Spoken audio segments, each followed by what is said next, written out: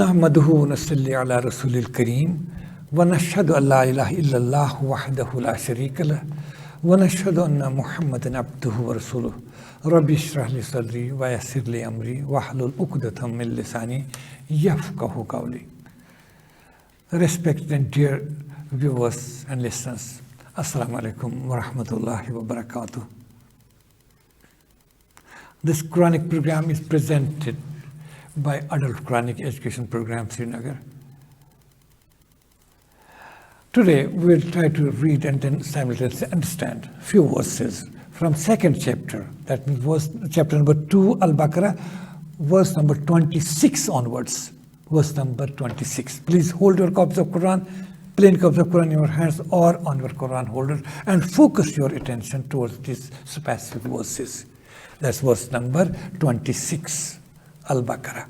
A'udhu billahi minash shaitanir rajim. Bismillahir rahmanir rahim. In the name of Allah, the most compassionate, the most merciful. Inna Allah, surely Allah, la yastahi, doesn't feel shy, an yadriba masala, to give an example. Ma ba'uda, of a gnat or a mosquito. Fama fawqa, or even a thing insignificant from that. فَأَمَّا الَّذِينَ آمَنُوا, as for those who believe, فَيَعْلَمُونَ, they know it, أَنَّهُ الْحَقُّ مِنْ رَبِّهِمْ, that truly it is something good, something truth from their Lord.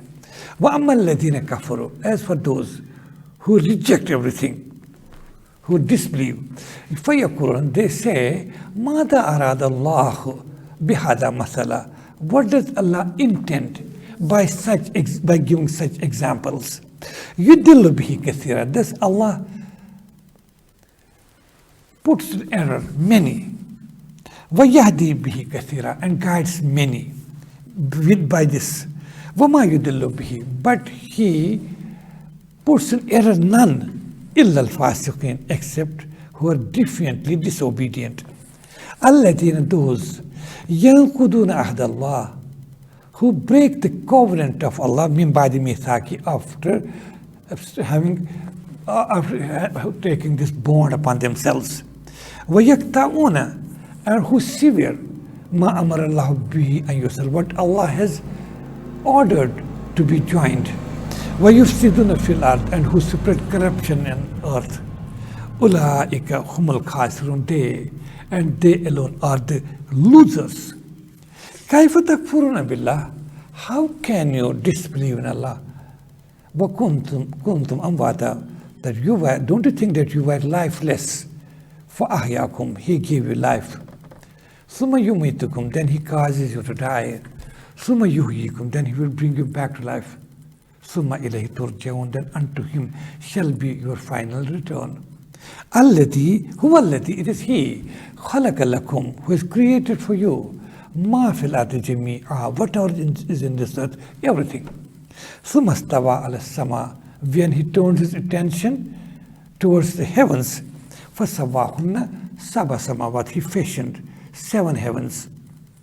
وَهُوَ بِكُلِّ شَيْءٍ عَلِيمٌ, and He has the knowledge of everything. صَدَقَ اللَّهُ الْعَظِيمُ. These verses, we are studying to this verse number 26 onwards. It starts with this statement that Inna Allah la yastahi, where Allah doesn't disdain, or Allah doesn't feel God ashamed, or Allah doesn't feel shy, an yadriba masala, in giving an example. Ma ba'uda, of a mosquito or a net, G-N-A-T, net. Fama fawqa, or a thing even smaller than that, or a thing of insignificant thing. What does it mean? Because we know in Quran, at many places, we see Quran gives examples to make things understandable. And these infidels, those arrogant people, arrogant who were around in Makkah and some in Medina too, they would point blank reject it. They would mock at these things. They would ridicule the Prophet, peace be upon him, telling him what kind of prophet he is. He is giving example of small animals, as we see in Quran. There's a chapter, An-Namal, wherein story of an ant. Namal means ant. A small animal is given. And at other places in Quran, we find not only mentioned, but a chapter called Al-Ankabut. Ankabut meaning a spider. And we know there's a chapter called An-Nahl. An-Nahl means honey bee. And even in which in Quran mentioned Az-Zubab. Zubab means housefly. Because Quran in fact wants one of the basic aim of Quran is activation of human mind. That's one of the basic aims of Quran. It activates human mind.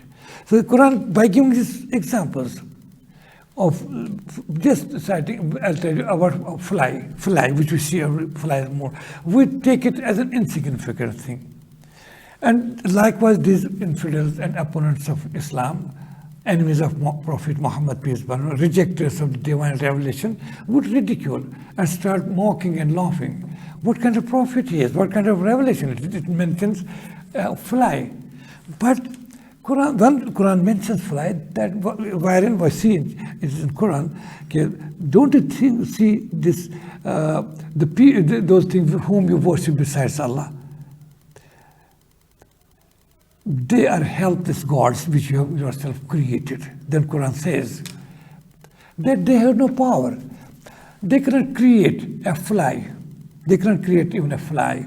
Not only that, if a fly snatches a piece of sugar or a piece of small grain from them and eats it, these helpless gods cannot even get that back from flies. So Quran talks about flies also. Similarly, spiders, Al-Ankabut, Namal, the ant, Nahl, the honeybee.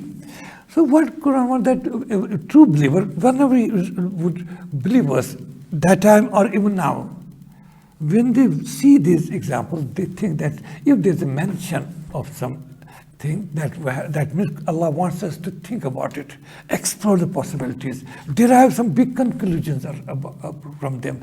Today we know this fly, so it may seem a small and insignificant insect, but it has tremendous potential. There's a lot of we're studying today. What's modern science? Ask a zoologist. Doesn't he read the morphology and anatomy and physiology of a fly? Today is a specialist subject. Some people specialize in it. They obtain PhD degrees or even postdoctoral degrees on this.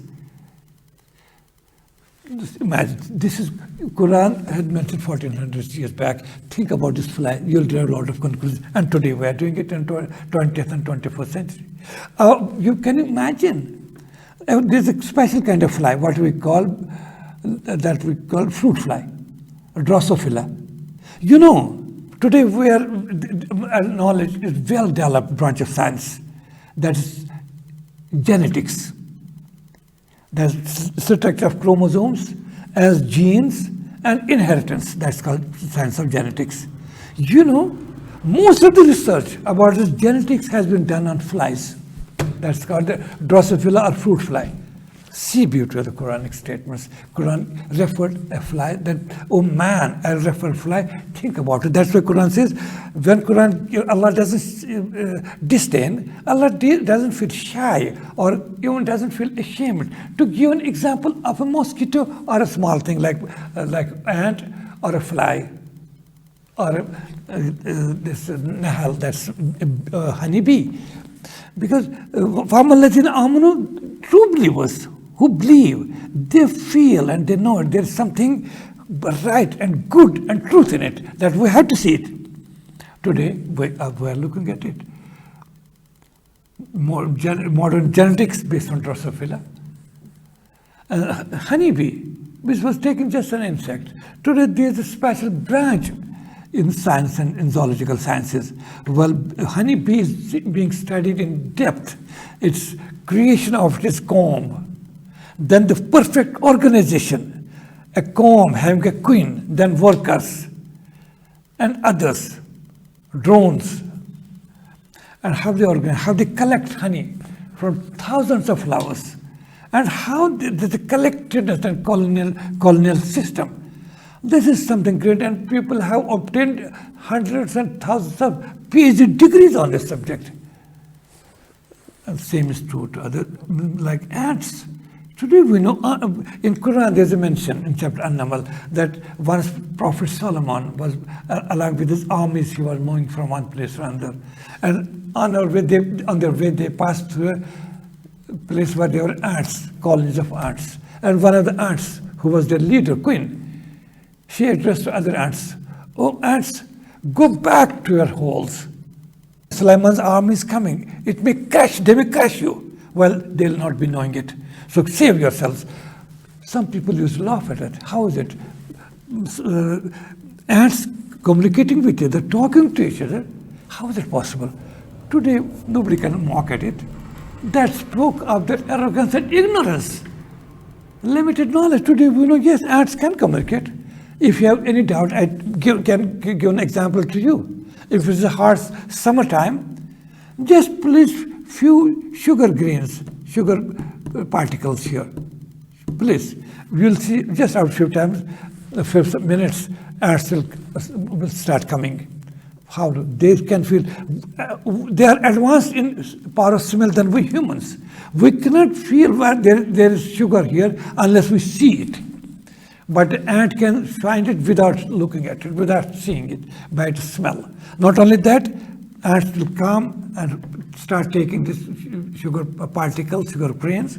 And not only that, they make signals to other ants who are way far away, outside this house.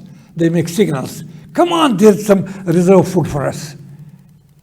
And those ants ask them by their own signal, on their own signal systems, where? They give them your routes. Where I am, where is the food, special food for us? Come on, collect it. And they collect it, go and store it in their ant holes. That is something so great a knowledge. Quran says, Inna Allah la yastahyi. Verily, Allah doesn't shy, Allah doesn't disdain or feel ashamed. And yadriba mathalan ma'buda, to give an example of a mosquito.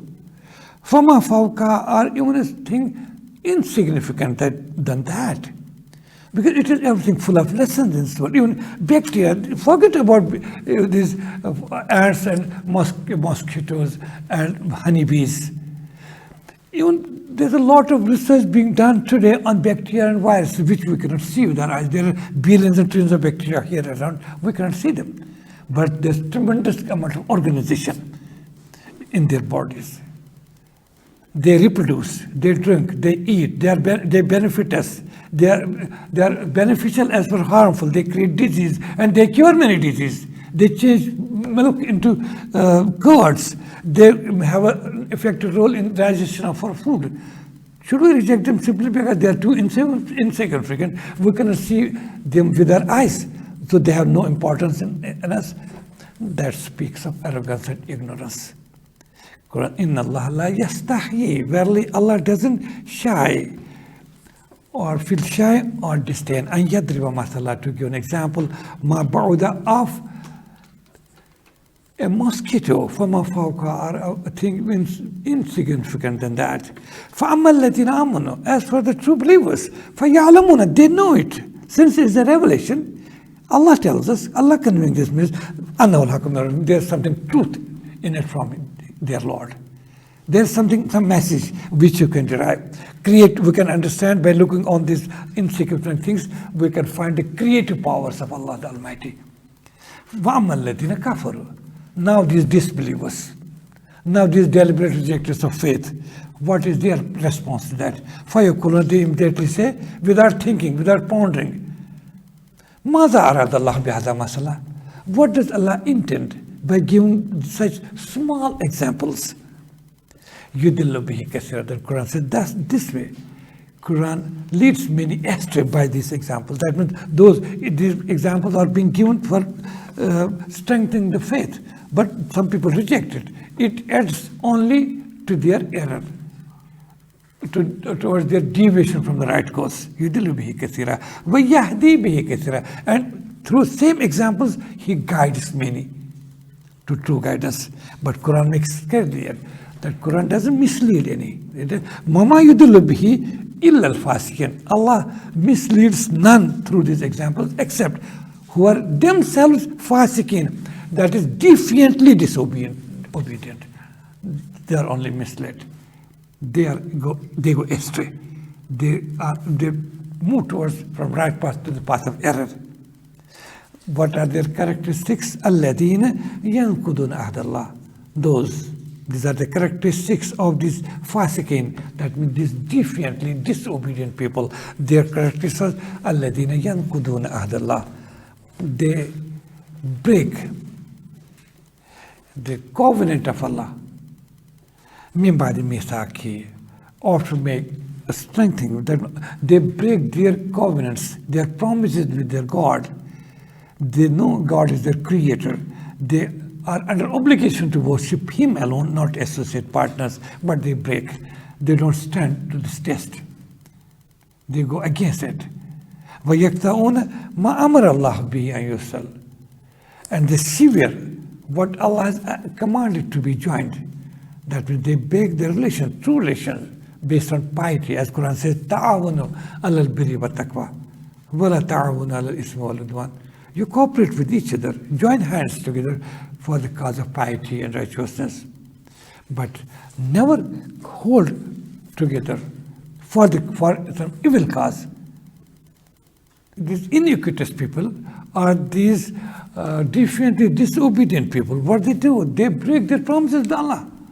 Time and again. They break what are severe the relations which Allah has ordered to be joined. They go against all these divine commands. Allah had asked to join hands on piety and righteousness and break the bonds based on evil and evil forces. They do it reverse.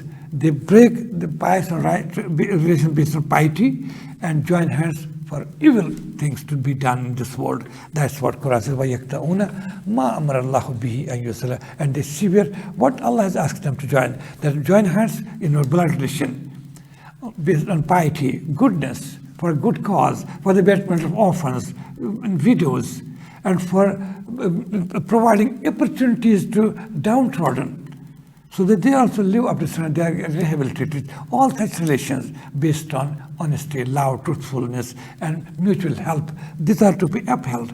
But these people who are fasiqin, who don't derive any lesson from the examples given in the Quran, they break they sever all these relations. But you see, they spread corruption in earth, they spread mischief in earth. They are mischief mongers. Ulaika humul khasirun. They and they alone are the losers. Ultimately, they may feel to be the winners for some specific period of time, but at the end of the day, they'll see and find themselves among the losers. When at the end of the day, after death, they move towards the eternal world, they'll find themselves utterly losers. Then Quran says, كَيْفَ تَكْفُرُونَ بِاللَّهِ. Oh, these rejectors of faith, they are addressed. How come? How can you imagine to disbelieve in Allah, your creator, your sustainer, your Lord and cherisher? كَيْفَ تَكْفُرُونَ بِاللَّهِ. How can you disbelieve, or how can you deny Allah or His existence? Don't you see وَكُنْتُمْ أَمْوَاتًا? Think about your own creation. وَكُنْتُمْ أَمْوَاتًا. You'll see the creative powers of Allah in your own self. How come you can think of denying Allah or rejecting or disbelieving in Allah? Don't you see وَكُنْتُمْ أَمْوَاتًا? Think about your origin. Where from did you originate? As explained just a couple of days earlier. Quran says, وَكُنْتُمْ أَمْوَاتًا. You were a lifeless thing. You were a small droplet, or droplet, sperm, or an egg. What is it composed of? Think about it. It has components of calcium, sulfur, phosphorus, zinc, a main component.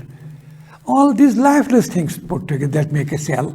It's out of these all lifeless things, they join together, they make a cell, and cell is a living thing. And your origins from that, from a small sperm, a submicroscopic, which cannot be seen by naked eye. And that the egg too, when they even join in the fallopian tubes and then in the uterine wall get embedded, size is just your size is, oh man, are you denying the existence of God? Are you disbelieving Allah and His creative and miraculous powers? And are you challenging His authority as a creator and sustainer? Think about your own self. How can you afford to disbelieve in Him? Don't you see, kaifa takfurun billah, how can you deny? Wa kuntum amwatan, think about your own self. Were not you lifeless, helpless? You were almost nothing, as Quran explains in chapter Al-Insan, which is also named as chapter Surah Ad-Dahar. Hal ata al-insani hina min dahri walam yakun shay'un mazkura. Doesn't man think? There was a time in his creation when he was a thing not even worth mentioning. He was almost nothing. A man is created almost from nothing, which cannot be even mentioned. Imagine a male produces sperms in a single ejaculation, like of the volume of a single teaspoonful. And in that there are around 200 million sperms. Out of that one sperm, you and me are produced. Isn't it an insignificant, almost non-existent, almost nothing, which Quran says nutfa, a very rare and smallest possible thing, a quintessence, small thing, an insignificant thing. You are denying the existence of, you are challenging the authority of God. You are disbelieving Allah. Don't you think about your own self? In your own creation, you will see the greatness of your Creator and God. وَكُنْتُمْ أَمْوَاتًا, you were lifeless or almost nothing. فَأَحْيَاكُمْ, see how He managed to join sperm, egg, and started your systematic creation. Out of a single cell, you are now 50 trillion, you are composed now of 50,000 billion cells. Your organs, your physical strength, your mental capacities, your thinking power, your exploration, your scientific advancements, which all come from your mind. And where from has everything come? From that a small droplet. A microscope which cannot be seen even under microscope. You have to focus, you have to be an expert to locate that your pinhead size when you were embedded in the endometrium of the womb of your mother. Can still afford to forget or disbelieve in God and challenge God's authority. وَكُنْتُمْ أَمْوَاتًا, when you were lifeless, almost nothing. He gave you life, He created you. Then He causes you to die here. He caused you to die. You come to this world, you see people being born, then grow up, pass through youthful age, then old age, then starts this downward trend. Then firstly regeneration, then degeneration starts. Ultimately, you are dead. Neither you have no powers. Neither on your birth, you don't know when you were born, when you were conceived, when you came to this world. You are ignorant about that. And you don't know when you are going to die, where you are going to die, and what will be your health condition at the time of your death. Where will you be in your total senses, or you will be losing everything. وَكُنْتُمْ أَمْوَاتًا. That nothing is in our hands. But it happens, it has been happening for thousands of years, or even for millions of years. It has been happening at a definite program, a divine plan, which is not in your hands. Had it been in your hand, then nobody would like to die. Not President de Gaulle would not have died, who was in coma for years altogether. All the medical professionals, top-class medical professionals, tried to save him. But how could the Iron Man of Europe be saved? The American presidents would not have died. Ronald Reagan would not have died, or for that matter, anybody else. He never would like to die, but neither your birth nor your death is under your control. Whose control it is, but it is happening as standard. Then He will bring you back to life. Here is a question. Some people may think, okay, we know how we are born by medical research. We know we spend life, and then we know we die also. But we don't know that after death we'll be reborn, we'll be brought back to life. How is it? But Quran has an answer. Quran says, okay, if you are in any kind of doubt about your recreation after your death, answer is in your first creation. See, the God who could create you from that pinhead doesn't He have powers to recreate, to resurrect, to bring you back to life for your accountability? كيف تكفرون بالله? How can you disbelieve? How do you disbelieve in God? Reject God as creator and master. وَكُنْتُمْ أَمْوَاتًا, you were lifeless. فَأَحْيَاكُمْ, He gave you life. ثُمَّ يُمِيتُكُمْ, then He caused you to die. ثُمَّ يُحْيِيكُمْ, then He will bring you back to life. ثُمَّ إِلَيْهِ تُرْجَعُونَ, and then be sure unto Him will be your final return for accountability, and you will be asked.